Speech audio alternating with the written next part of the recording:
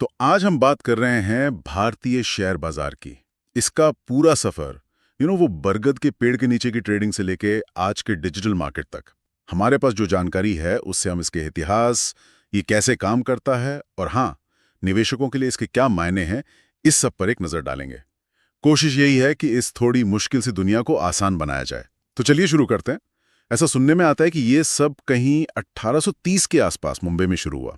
कुछ व्यापारी थे, वो आपस में ही लेन देन करते थे। हाँ बिल्कुल, वो एकदम शुरुआती अनौपचारिक सी शुरुआत थी। लेकिन जो एक संगठित ढांचा बना वो आया 1875 में, जब बॉम्बे स्टॉक एक्सचेंज मतलब बीएसई बना।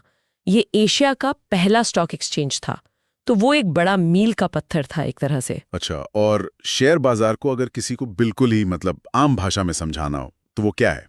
देखिए, ये एसेंशली एक मंडी है। जैसे सब्जी मंडी होती है, वैसे ही शेयर्स की मंडी।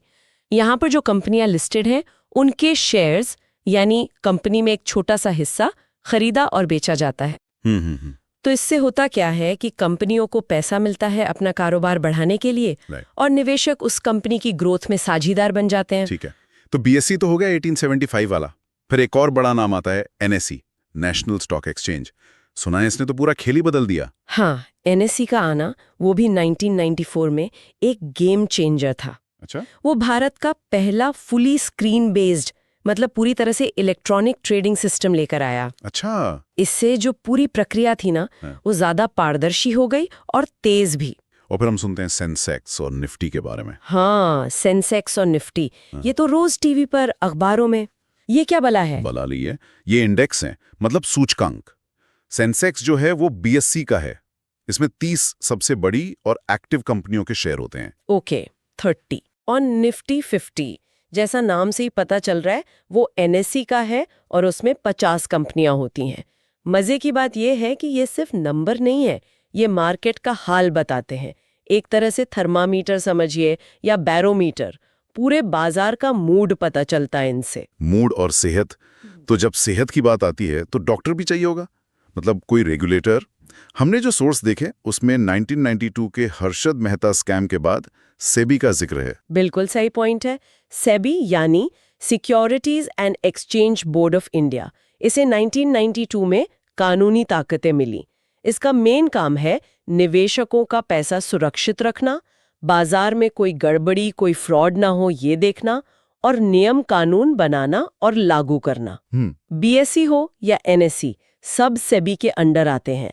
और हाँ, वो जो 1992 वाला स्कैम था, उसके बाद निवेशकों का भरोसा वापस लाने में सेबी का रोल बहुत बड़ा था।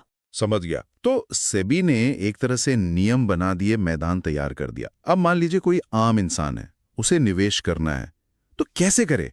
Pan card, demat account, trading account, ये सब बहुत सुनने में आता है। हाँ, पहले के मुकाबले अब ये बहुत आसान हो गया है टेक्नोलॉजी की वजह से। आजकल तो कई सारे ऑनलाइन ब्रोकर्स हैं, जैसे जीरोधा, उपस्टॉक्स वगैरह। हाँ, नाम तो सुने। तो जरूरत किस चीज की है?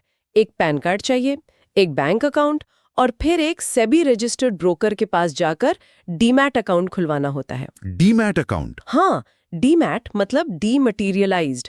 इसमें आपके खरीदे हुए शेयर इलेक्ट्रॉनिक फॉर्म में रखे जाते हैं, कोई कागज वाला सर्टिफिकेट नहीं। अच्छा, डिजिटल लॉकर जैसा। बिल्कुल। और साथ में एक ट्रेडिंग अकाउंट चाहिए होता है, जिससे आप असल में खरीद बिक्री करते हैं। और ये जानना भी जरूरी है कि शेयरों की कीमत घटती बढ़ती क्यों है, वो डिमांड और सप्लाई पर निर्भर करती हैं। ठीक है। और ये आईपीओ और सेकेंडरी मार्केट भी कुछ होता है? हाँ, देखिए, जब कोई कंपनी पहली बार अपने शेयर आम पब्लिक को ऑफर करती है ना, उसे कहते हैं आईपीओ, इनिशियल पब्लिक ऑफरिंग। ये प्राइमरी मार्केट में होता है। ओके, पहली बार। जी। और एक बार वो शेयर बाजार में लिस्ट हो गए, उसके बाद जो उनकी खरीद बिक्री निवेशकों के बीच होती रहती है, वो सेकेंडरी मार्केट में होती है। हम और आप जो रोज ट्रेड करते हैं, वो सेकेंडरी मार्केट ही है। समझ गया। अब निवेश का फैसला लेना है तो लोग कहते हैं फंडामेंटल एनालिसिस करो, कोई कहता है टेक्निकल एनालिसिस। क्या फर्क है इन दोनों में मोटे तौर पर? मोटे तौर पर देखें तो फंडामेंटल एनालिसिस में कंपनी की जड़ें देखी जाती हैं। मतलब कंपनी का बिजनेस कैसा है, कितना मुनाफा कमा रहे हैं, मैनेजमेंट कैसा है, आगे क्या प्लान है, उसकी बैलेंस शीट कैसी है। इसका मकसद होता है कंपनी की असली वैल्यू पता करना। ये लंबे समय के निवेश के लिए ज्यादा इस्तेमाल होता है। Long term. और टेक्निकल एनालिसिस जो है, वो कंपनी के फंडामेंटल पर नहीं, बल्कि शेयर के पुराने प्राइस पैटर्न और वॉल्यूम पर ध्यान देता है। चार्ट्स वगैरह देखकर ये अंदाजा लगाने की कोशिश की जाती है कि आगे कीमत किधर जा सकती है। अच्छा, चार्ट्स और पैटर्न। हाँ, इसे अक्सर शॉर्ट टर्म ट्रेडर्स ज्यादा यूज करते हैं। दिलचस्प है। तो आगे का क्या सीन है? भारतीय इकॉनमी ग्रो कर रही है, युवा पीढ़ी काफी इंटरेस्ट ले रही है, डिजिटल इंडिया, फ्यूचर कैसा लगता है इसका? देखिए, संभावनाएं तो काफी अच्छी दिख रही हैं। एक तो इकॉनमी बढ़ रही है, फिर ये डिजिटल पहुंच, मतलब मोबाइल पर ही सब कुछ हो रहा है। सही बात है। और खासकर ये SIPs यानी सिस्टमैटिक इन्वेस्टमेंट प्लान्स, इनके जरिए छोटे छोटे अमाउंट में भी लोग रेगुलर निवेश कर रहे हैं। इससे भागीदारी बढ़ी है। कुछ रिपोर्ट्स तो ये भी बताती हैं कि छोटे शहरों से, Tier 2, Tier 3 शहरों से नए निवेशक बहुत तेजी से जुड़ रहे हैं। तो मार्केट और गहरा हो रहा है। तो अगर हम सब बातों को समेटें तो भारतीय शेयर बाजार ने वाकई एक गजब का सफर तय किया है। वो बरगद के पेड़ के नीचे की बैठकों से लेकर आज एक एकदम व्यवस्थित, नियमों में बंधा हुआ और टेक्नोलॉजी से चलने वाला मार्केट बन गया। बिल्कुल, और सबसे अहम बात यह है कि अब ये सिर्फ बड़े या अमीरों का खेल नहीं रहा। टेक्नोलॉजी ने इसे सबके लिए खोल दिया है। बस जरूरत है कि जो भी इसमें आ रहा है वो इसकी बेसिक चीजें समझे। एक्सचेंज क्या है, इंडेक्स क्या है, रेगुलेटर कौन है, निवेश कैसे होता है।